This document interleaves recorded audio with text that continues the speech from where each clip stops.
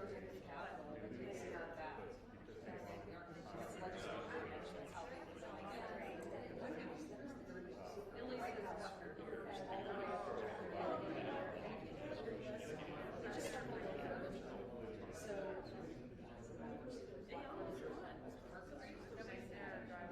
that's what they can afford. That's what they want rich people, right? So they're not a big rich people. So they all say, you know, let's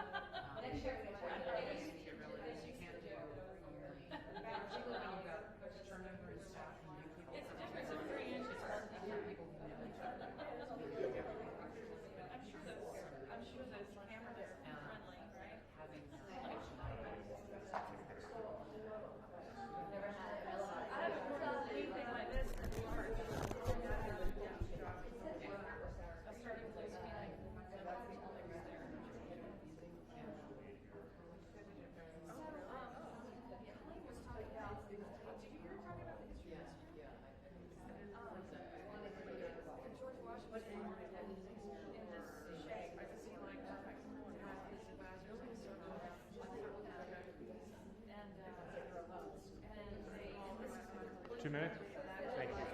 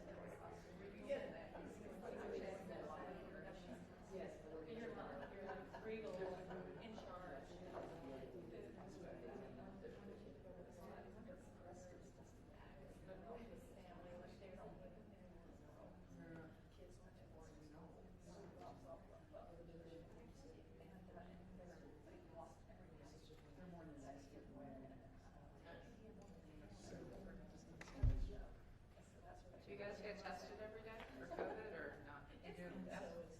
So then why are you wearing masks? Well, we were all just tested too. So. Yeah. Being careful. Negative. We had people who come down with it in following 24 to 40 years. Really? Okay. But that's after they leave the White House? No, well, they don't know. Actually, no, you'd be incubator. Maybe you should sit again, Karen. Sure. Should she? Oh, I hear it. Stand up straight.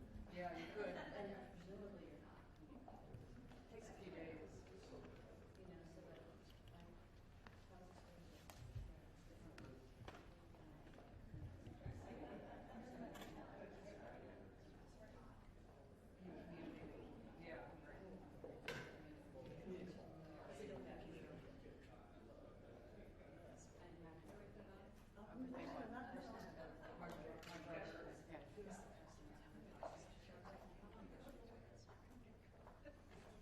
Saying it over and over. I was like, you think you text me a lot? I think it's just my relationship with her mom. It's her.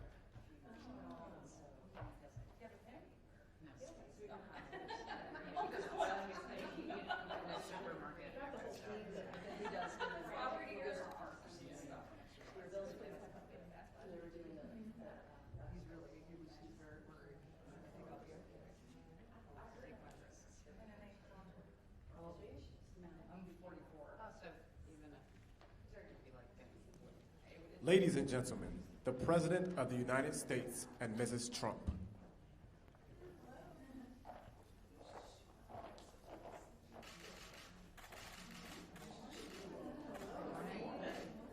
Distinguished group. Fantastic. Thank you, Zena.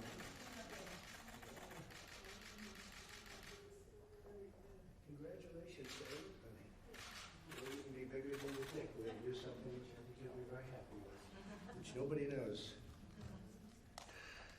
Good morning, everybody.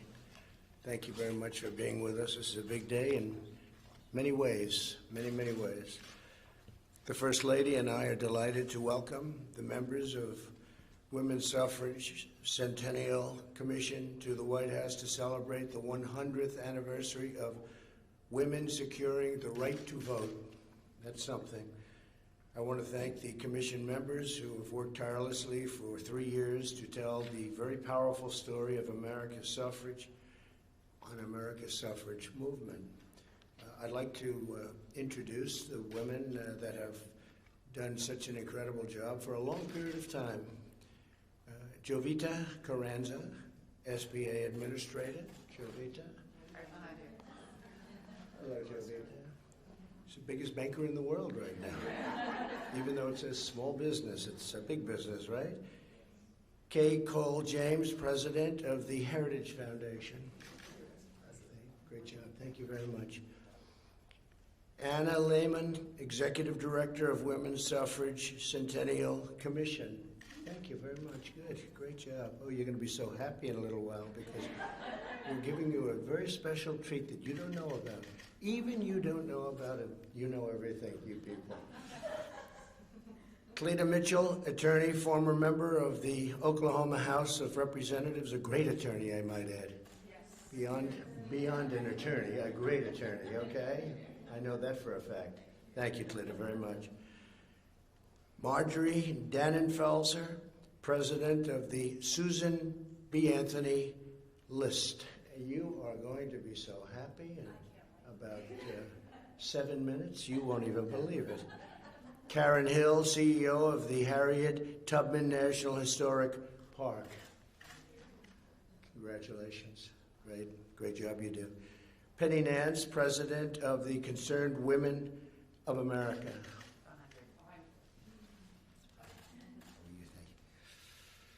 Heather Higgins, president of Independent Women's Voice. Thank you, sir. Hi, Heather. Thank you. Congratulations. Deborah Steidel-Wall, deputy archivist of the United States. That sounds like a very big job. That's a lot of archives, isn't it? How many buildings does that take up, right? Great job. You do a great job. Thank you very much. Colleen Shogan, Deputy Director, National and International Outreach for the Library of Congress. That's another big one, right? That's great. Congratulations. That's beautiful. Susan Combs, Assistant Secretary of Policy Management and Budget at the Department of the Interior. Thank you very much. Great job. Thank you all very much.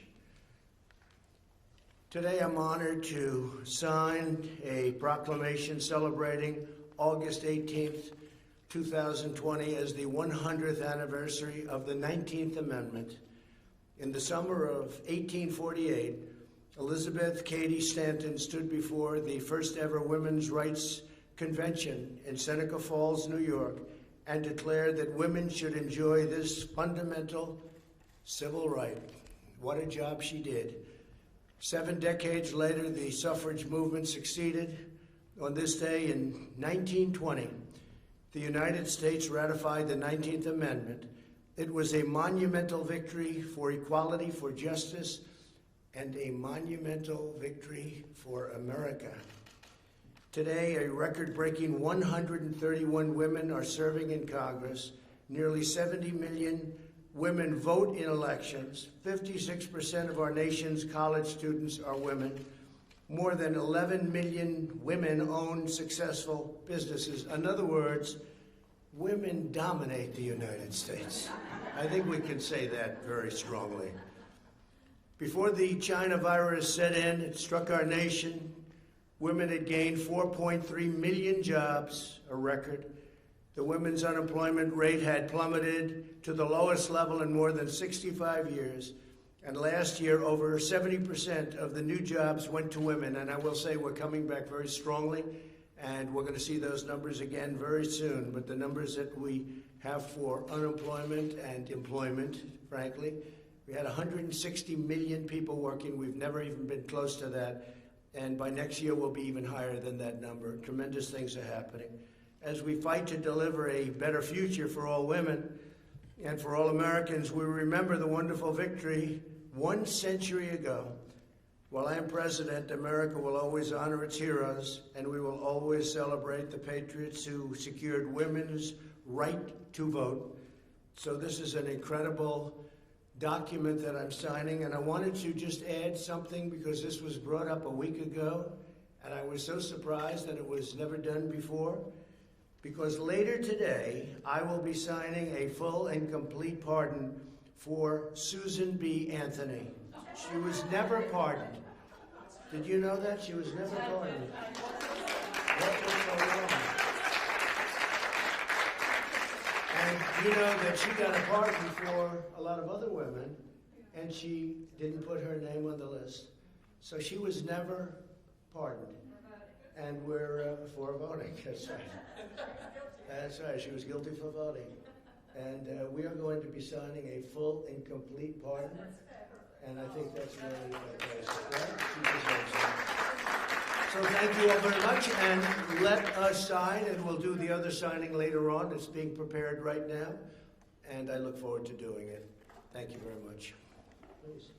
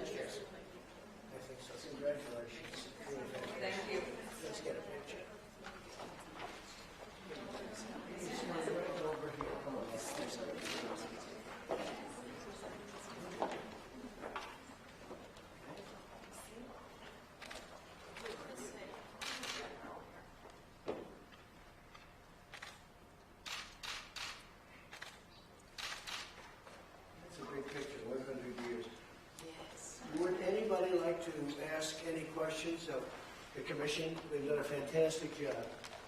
If you have any questions, please, this is your shot. This is your time. I have a question. Mr. President, you spoke about the suburban housewife and what you described as her support for you. I'm wondering if you can tell me what you think. What is a suburban housewife? And does the suburban housewife support the president? Well, I'm Penny Ann Sauer, Concerned Women for America in my day job. And we actually are doing She Prays, She Votes events in 10 states, doing virtual events for women being held in small women-owned businesses like clothing stores, manufacturing plants, any number. Susan B. Anthony was pro-life, and so are we. Women are concerned about their schools reopening, they're concerned about their businesses, and what better man to restart the economy than the one who did it the first time? Thank you. We did do it once, and we're doing it again, and the number looks like beyond a V. It looks like a super V based on the kind of numbers we're coming out. I guess you're seeing that they were saying that's not possible, and now they're saying it's a super V, and that's what we're having. Any other questions, please, for the commission? Mr. President, can I ask about Saturday, the House vote on the Postal Service bill? Is that something that you will veto? Well, we'll talk about that later. We'll talk about that. The Democrats want to make it a political issue. It's not a political issue. It's really about a correct vote. You have to get voting right. You can't have millions and millions of ballots sent all over the place, sent to people that are dead, sent to dogs, cats, sent everywhere. This is a serious situation. This isn't games, and you have to get it right. I just want to get it right. Win, lose, or draw. I think we're going to win. Win, lose, or draw. We have to get it right. So are they getting it right with their bill? Well, they're going to do something in Congress, but everything they do is political. As an example, why don't they do it now instead of on Monday? They picked a day, actually.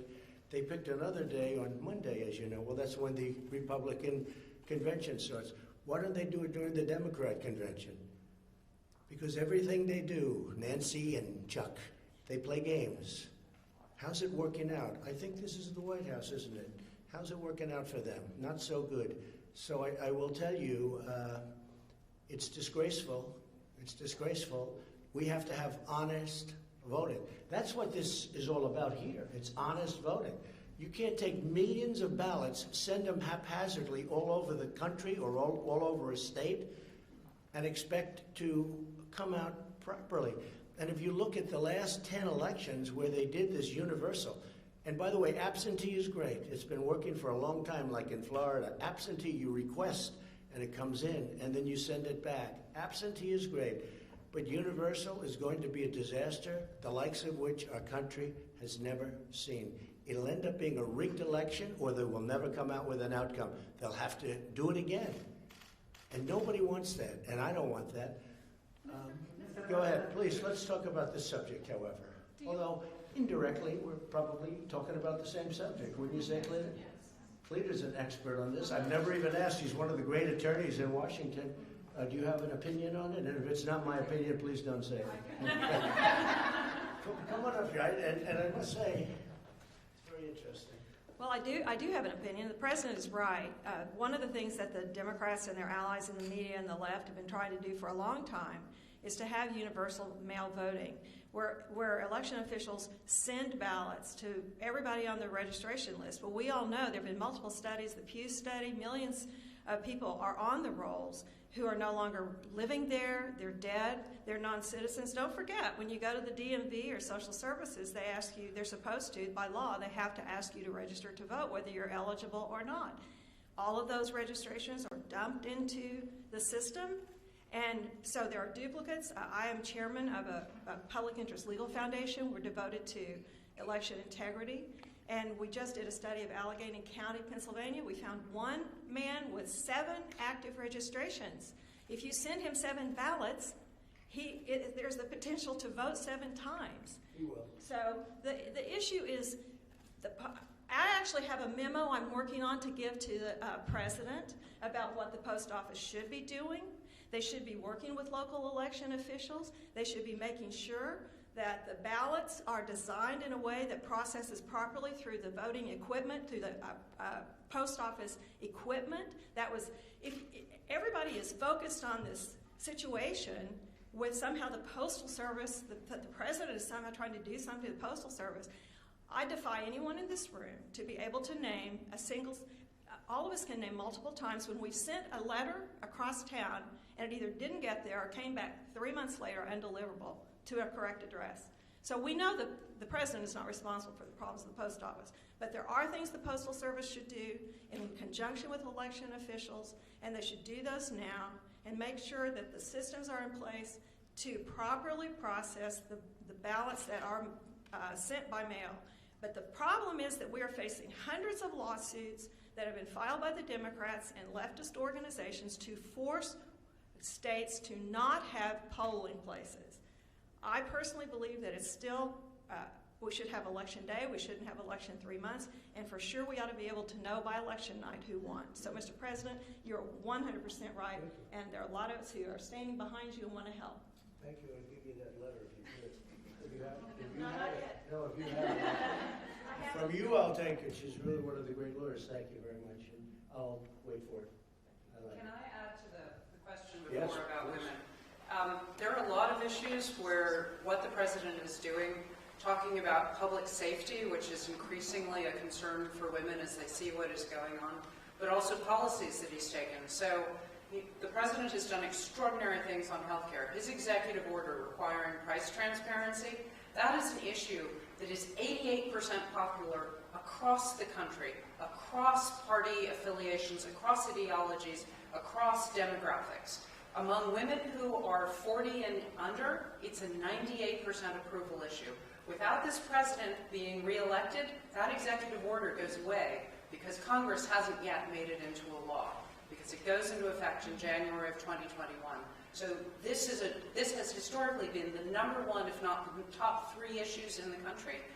And this is the only person who's going to bring price transparency, which can bring down healthcare costs by 40%, revealing what the true prices are of your hospital or your insurance before you have to pay for it so you can shop, or other people will shop and that will drive down prices. Enormous issue for this cohort. So women care about a lot of things. So nice that you say that because they don't speak about it, but transparency is a very controversial issue because doctors don't like it, and frankly, hospitals don't. The good doctors love it, and the good hospitals love it. Doctors and patients love it. Hospitals, insurers, PBMs, which are the wholesalers that control the pharmacies, Right. and pharma, they all have lobbyists all over Washington trying to stop what the president is doing. I've had many people that are really expert at it. They say it's a bigger issue than healthcare itself. It'll save so much money, and it's the full deal. I signed it. It's done. It goes into effect on January 1st. And you're right. If the Democrats get in, they'll probably try and end it. And what a shame that would be, because it was so hard to get it done, and it will save people massive amounts of money. I'm not talking about 1% or 2%. The other thing we just did, you probably heard, is I signed a favored nations clause on drugs, because we have countries in the world, Germany and others, but we have many countries in the world that pay a tiny fraction. I don't mean like 2% less, 10% versus what we pay. You have a pill that will sell for 10 cents in a certain country in Europe that will sell for $2.50 in this country, and it's so unfair to our people. And I signed a favored nations clause, and the drug companies are spending millions and millions of dollars trying to get me not elected. And all it means when you see ads from drug companies, all it means is one thing: the drug prices are going to be coming down 50, 60, 70%, and they never thought anybody would do that. I also signed a rebate clause, so the rebate money, instead of going to the middlemen, who are among the richest men in this country, and men and women, I guess, in this country by far, the middleman. The middleman makes more money than the people that produce. At least the drug companies produce something. But I signed where the rebate goes to the people. There's never been anything like this. And as a non-politician, I can do it. And I will tell you, I was called by a lot of politicians that I was surprised at, literally begging me not to do it. Please don't do it. Please don't do it. And because, you know, the Big Pharma is by far the #1 lobbyist paying group in the country, and people are loyal to Big Pharma, and I'm all for Big Pharma. But this is a tremendous, this will be a tremendous drop. So between transparency and what I just did with respect to favored nations, that means if Germany pays 10 cents and we're paying $2.50, we go down to 10 cents. That's a number that nobody's even thought of. And what will happen is they'll have to pay more, and we're going to have to pay much, much less. Like numbers, and it could be 70, 80%. So we're not talking about games. And nobody had the courage to sign it. A lot of people didn't even know about it. A lot of people. So I appreciate very much you said. And it may be that transparency is even more important than that. I think it is, because transparency is the basis for markets, and that's the basis also for trust. Right now, you don't have the right to know what something costs before you buy it. If airlines followed the same model as hospitals and insurers do, you wouldn't know the price of your airline ticket Right. until after you landed, because they don't know how full the flight's going to be. They don't know how much gas they're going to have, fuel they're going to have to spend. So, but every other business manages to do their average pricing. Hospitals know their average prices. That's how they sell so quickly when somebody's buying a hospital. Right. They're just not sharing it It's so until great. after the fact. It's so great. Let's see, voters. Well, that's interesting. See, This is the you just. historical statute. Jimmy Yeah, Kimmel this wants is to make right. fun of this again. No, but did I tell you that? No, I think it's great that you're doing, we're talking about something that you know a lot about, and it does really pretend to exactly what you're doing. I think it's terrific. You know, we did one other thing that is so important. Pharmacies, they didn't have to give any information. You go in for a pill, and the pharmacy gives you this crazy price, and you can't price it, you can't go around, you can't do anything. I ended that practice. I said, what do you mean you can't negotiate? You didn't even have the right to negotiate. I ended that and was met with a hail of storm. Everything I do, I get met with a hail of storm. But you know what? I do the right thing. I do the right thing for the people. I don't need big pharma. They don't help me. They help a lot of other people, but they don't help me. I'm doing the right thing for the country. And let's see whether or not people realize it. They're spending millions and millions of dollars on negative ads on me. And you see, it's big pharma. Unlimited money. I mean, they have so much money. They have unlimited money. And let's see. But I think when people see big pharma taking ads on me that I'm such a bad person, what it means, and I hope they understand that, it means drug prices are going down.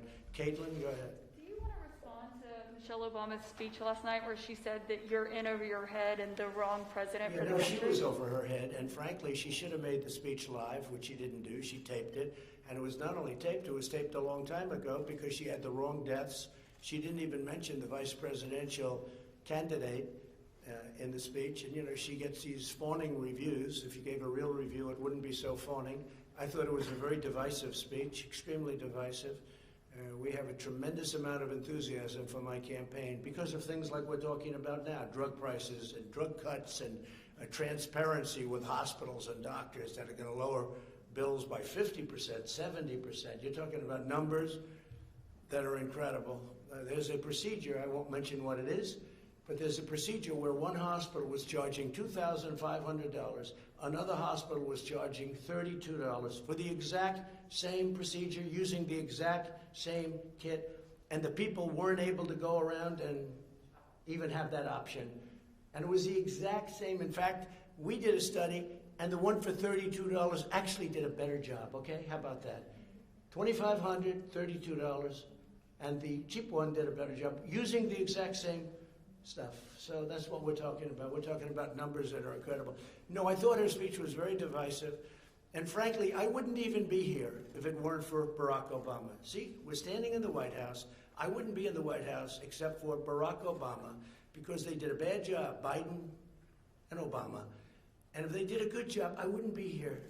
I'd be building buildings someplace and having a good time. You compared your response to coronavirus to their response to the H1N1, but the Well, they have very bad reviews. If you look at the Gallup poll did a review of them. Now, you have to understand, that was a far lesser vicious disease. It was not the same, in the same ballpark. But, I know, it's also a much lesser disease. But they got very bad reviews. Gallup gave very bad reviews. And by the way, Gallup, at that same time, gave us very, very good reviews for the job we've done.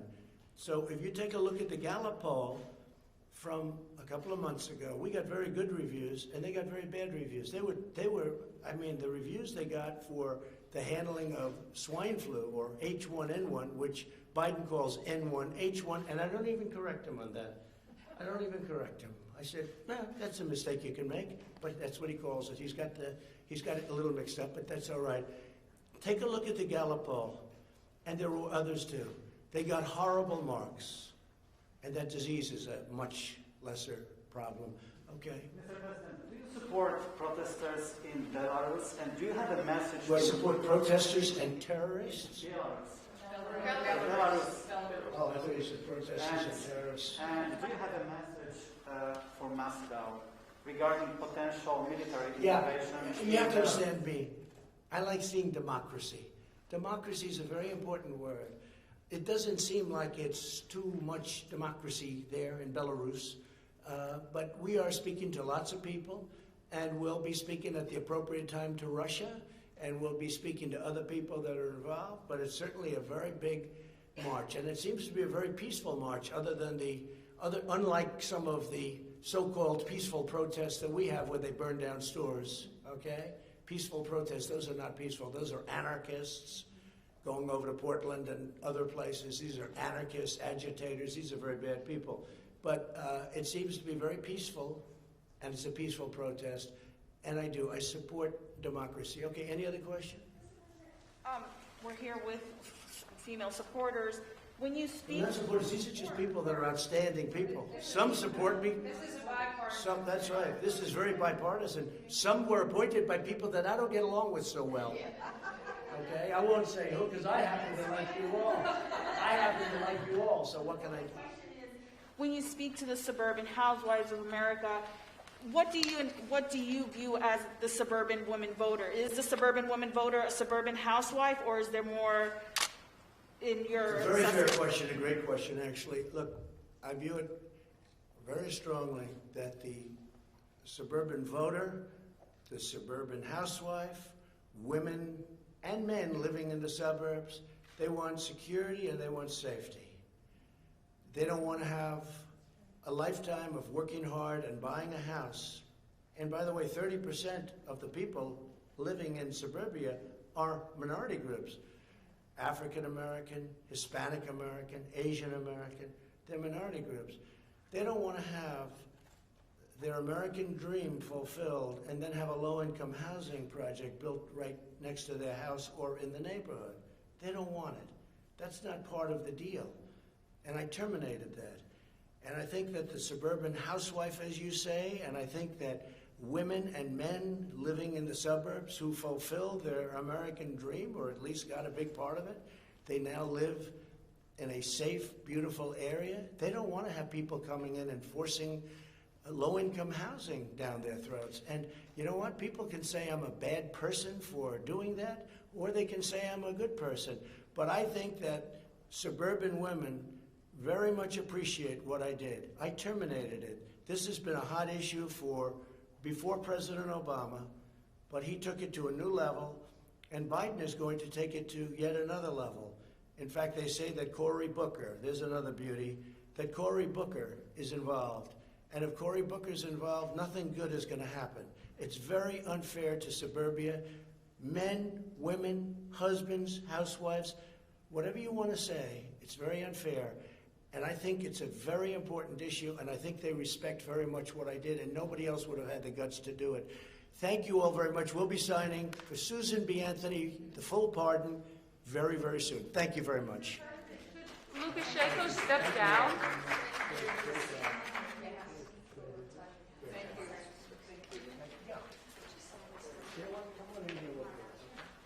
Thank you very much, everybody. See you in a little while.